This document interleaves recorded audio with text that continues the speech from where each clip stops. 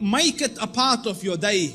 Young Muslim and old Muslim and male Muslim and female Muslim. In a time where sin has become pervasive and invasive and it is make a lot of istighfar.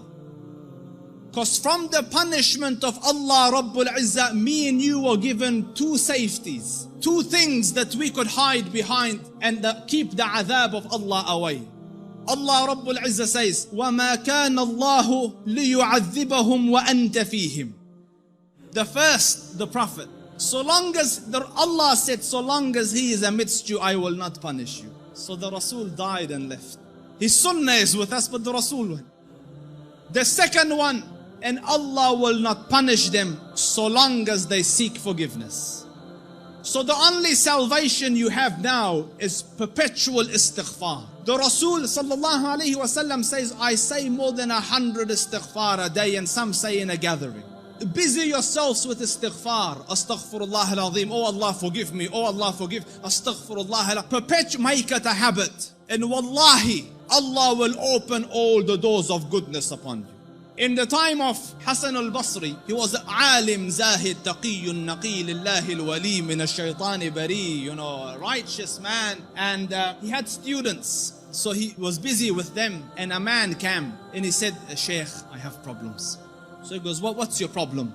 So he goes, there's no rain in our land. Drought has come. Give me something to do. So he said, increase the saying of istighfar. So he thanked him and went. The other man came. Sheikh, poverty has struck us. There's no income, no money. So he said, say istighfar, increase the saying of istighfar. And his students are watching. Third person came. Sheikh, I can't have children. So increase the saying of istighfar. So the students look at the Sheikh, every person came with whatever sickness. You have one medication, just injecting everyone the same thing. What's going on? So the Sheikh said, it's from the Quran. فَقُلْتُ اسْتَغْفِرُوا رَبَّكُمْ إِنَّهُ كَانَ غَفَّارًا يُرْسِلِ السَّمَاءَ عَلَيْكُمْ مِدْرَارًا وَيُمْدِدْكُمْ بِأَمْوَالٍ وَبَنِينَ وَيَجْعَلْ لَكُمْ جَنَّاتٍ وَيَجْعَلْ لَكُمْ أَنْهَارًا. Make istighfar of Allah. Allah will send the sky down with helpful rain for you. He will bestow you with wealth and progeny and make your gardens grow, and around it springs of water will come. All for the saying of istighfar and the returning to Allah Rabbul Izzah with seeking forgiveness of Allah Rabbul Izzah. Make istighfar, Muslims. Amidst the scholars of the past, one of the famous ones is Ahmad ibn Hanbal. They call him the Imam of Ahlul Sunnah. And such a giant of an Imam, some of the people in his madhab say that no one served the religion after Abu Bakr radiallahu anhu more than Ahmad ibn Hanbal. Because just in the days of Mihna, for years he took imprisonment and house arrest, but he would not budge on his stance on the deen. So his fame and repute extended across the Muslim land. Everyone knew him, but there was no selfies in those days, you couldn't share a picture. So no one knew. Few people around him and his students and the Ahlul Ilm knew what the Shaykh looked like. Most people hadn't seen him, but they had heard about him. So Imam Ahmad went on a travel from his city to another city.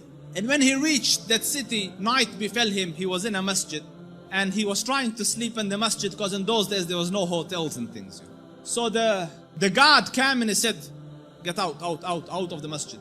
So he said, listen, I'm a traveler. I don't have anywhere to go. I will just be here till tomorrow and then I will be on my way. So he said, no, get out. So the Shaykh went and sat outside the door. Can you imagine? This was a man, who, when he used to walk, hundreds would be walking with him and they would kiss his head and hold his books. Hey, Imam Ahmad was Imam Ahmad.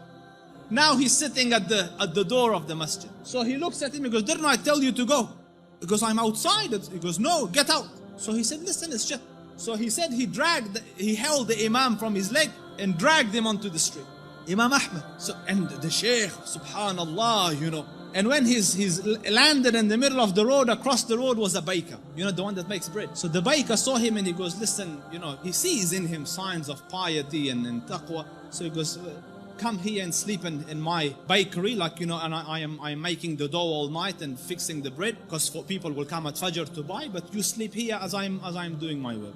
So the Imam thanked him and went and lied down, but he's watching him, that every time he makes the dough, he says, astaghfirullah, astaghfirullah, astaghfirullah. And as he's making astaghfirullah, astaghfirullah. So all night he saw this man, istighfar, istighfar, istighfar. So He went to him, he goes, for how long have you been on this practice? For how long have you been practicing this? So he said, for a long time now.